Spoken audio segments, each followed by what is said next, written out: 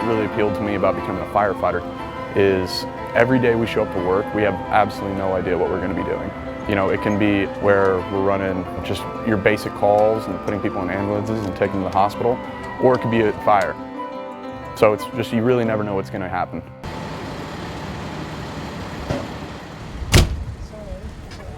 As a kid, I really wanted to be a nurse.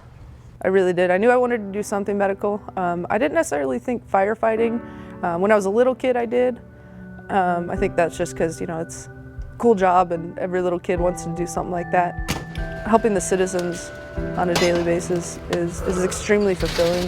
It makes me proud. It makes me, at the end of a long day, go home and know that I'm doing what's right and I'm doing good in the world. Very good. So I'm gonna put my hood on first, like this. I had never known really anybody in the fire service, so I didn't know what to expect. And I think that I assumed there was just, you know, fires every day and major MVAs, and you're pulling people out of burning vehicles like that. And then I got on and I realized that was not the case. I think the reality is 90–95% of our calls in medical. So, you know, that was kind of almost like a culture shock in a way, just being thrown into that. But I enjoy it. I mean, you know, you help people on the worst day of their life, they say, and you're able to make a difference. Certain types of people like to know that you are helping others, that you have people relying on you, that you are needed, and that you're doing something for the better good of everybody else. I think that was something in the military that really appealed to me as a person, knowing that I was going to do what I was going to do to take care of the citizens of our country. My first deployment, I was a company fire support officer. I ran a fire support section for about a 140-man infantry company. And then on my second deployment to Afghanistan, I commanded about 250-man infantry company. When I was 18 years old, I joined the military to become a medic and deployed to Iraq in 2009. I didn't really know what to expect. And the only thing that I could expect is the stories that I'd heard.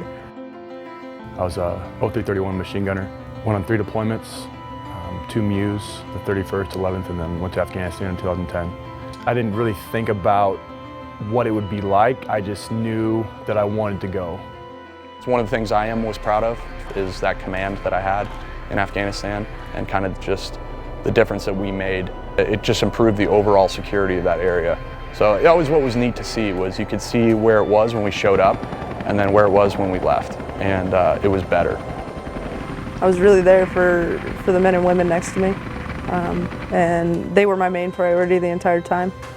Always the main objective for me was just who was on my left and my right, making sure they were okay.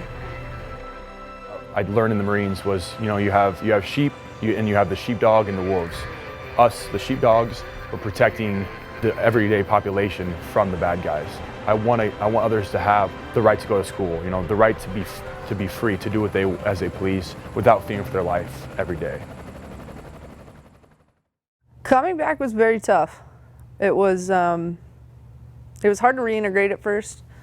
It was a shocker. It was a big change. It was kind of hard. I think everyone kind of goes through their trials and their sleepless nights and stuff like that. You know, less than 24 hours before, I was carrying a rifle around in the sands of Iraq. Having that sense of purpose and team, you know, being a member of a team. Not a lot of people out there in the regular world get to really experience that. I did a lot of things that kept my mind preoccupied to kind of help me with that transition. I needed to do something with my life after the military. I needed to kind of bring that drive back in my life that you're taught during the military. I want to have a fulfilling life, but also because of those members that couldn't make it home.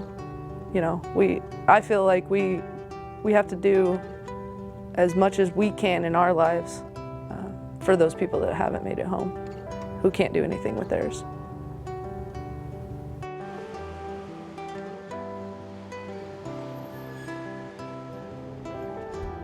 My mom taught me at a young age how much she has given for other people, And so I learned a great deal of that from her. You know, put other people before you, and that's the best way to be happy. And that's how I try to live my life. In helping others, I found that, you know, they help you as well. And so it's just kind of, you both benefit from the relationship. We, on a daily basis, are making people's lives a little bit better, or helping somebody that might need help if they can't get up, and we're there. If they are hurt, if they've been involved in a car accident, you know, we will show up and we're going to help them. And that's something that appeals to me just like it appealed to me when I was in the military. So yeah, being in the service of others, I think that's something that I value as a person, and I think is a pretty big part of my life.